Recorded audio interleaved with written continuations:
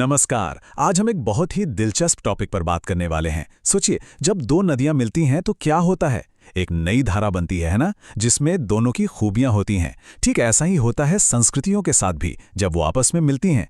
इसी कमाल की प्रक्रिया को कहते हैं परसंस्कृतिकरण, या जिसे अंग्रेजी में एक्लचरेशन भी कहते हैं। तो चलिए आज इसी को समझते हैं, एकदम आसान भाषा में। तो सवाल ये है कि होता क्या है जब दो बिल्कुल अलग कल्चर एक दूसरे के सामने आते हैं? कभी सोचा है? मान लीजिए कोई शहर का रहने वाला गांव में जाकर बसता है, या जब हम किसी दूसरे देश का खाना बड़े चाव से खाते हैं, तो असल में हो क्या रहा होता है? हमारे कपड़ों पर, हमारी जुबान पर, हमारी सोच पर, हर चीज पर असर पड़ता है। तो चलिए इसी सवाल की तह तक चलिए सबसे पहले ये समझते हैं कि ये परसंस्कृति ग्रहण यानी एक्लचरेशन है क्या चीज। देखिए, बिल्कुल आसान भाषा में कहें तो ये एक दूसरे से सीखने सिखाने का एक प्रोसेस है। जब दो अलग अलग कल्चर के लोग साथ रहते हैं तो वो एक दूसरे की आदतें, खान पान, रहन सहन, यहाँ तक कि सोचने का तरीका भी अपनाने लगते हैं। इसके बढ़िया उदाहरण तो हमारे चारों तरफ हैं, जैसे भारत में पिज्जा और बर्गर का पॉपुलर होना, या फिर पूरी दुनिया में योग का चलन बढ़ना। अब एक बात यहाँ पर समझनी बहुत ज़रूरी है। ये जो बदलाव है ना, ये कोई वन वे स्ट्रीट नहीं है, ये एक टू वे प्रोसेस है। मतलब जैसा स्क्रीन पर दिख रहा है, संस्कृति ए संस्कृति बी को कुछ देती भी है और उससे कुछ लेती भी है। ठीक वैसे ही संस्कृति बी भी करती है। ये एक तरह का कल्चरल लेन देन है जिसमें दोनों का फायदा होता है। और ये असर कितना गहरा हो सकता है, इस पर समाजशास्त्री मजूमदार और मदान की बात गौर करने लायक है। वो कहते हैं कि ये इतना पावरफुल प्रोसेस है कि एक संस्कृति के असर से दूसरी संस्कृति का मतलब पूरा का पूरा जीने का ढंग ही बदल सकता है। सोचिए, ये सिर्फ कपड़े बदलने या नया खाना खाने तक की बात नहीं है, ये उससे कहीं ज्यादा गहरा बदलाव है। अच्छा, तो अब सवाल ये उठता है कि हम इस प्रोसेस को पहचाने कैसे? इसकी कुछ खास बातें हैं, कुछ निशानियां हैं।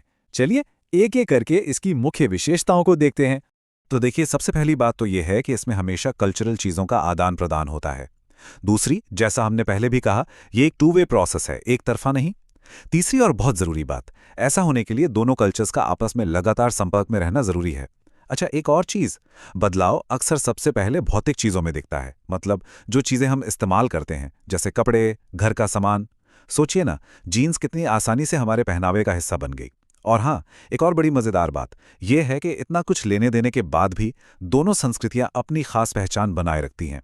और आखिरी पॉइंट, जो कि बहुत महत्वपूर्ण है, ये बदलाव कभी अपनी मर्जी से होता है तो कभी दबाव में भी।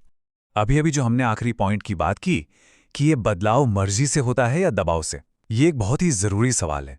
क्या ये कल्चरल चेंज हमेशा अपनी पसंद से होता है, या कभी कभी ये थोपा भी जाता है? चलिए इस पहलू को थोड़ा और समझते हैं। तो जवाब है कि ये दोनों ही तरह से होता है। एक तरफ है स्वेच्छा से, यानी अपनी मर्जी से। जब कोई ग्रुप किसी दूसरे कल्चर की कोई बात पसंद आने पर उसे अपना लेता है, जैसे दुनिया भर में लोग भारतीय खाने को पसंद कर रहे हैं। वहीं दूसरी तरफ है दबाव से। ऐसा तब होता है जब कोई एक पावरफुल ग्रुप दूसरे ग्रुप पर अपनी संस्कृति, अपनी भाषा जबरदस्ती थोपता है। इसका सबसे बड़ा उदाहरण है उपनिवेशवाद का दौर।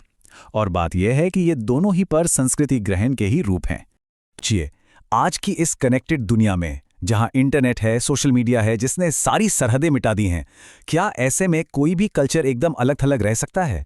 क्या ये मुमकिन है? या फिर हम सब, चाहे या ना चाहे, इस ग्लोबल कल्चरल लेन देन का हिस्सा बन ही चुके हैं? इस पर सोचिएगा जरूर।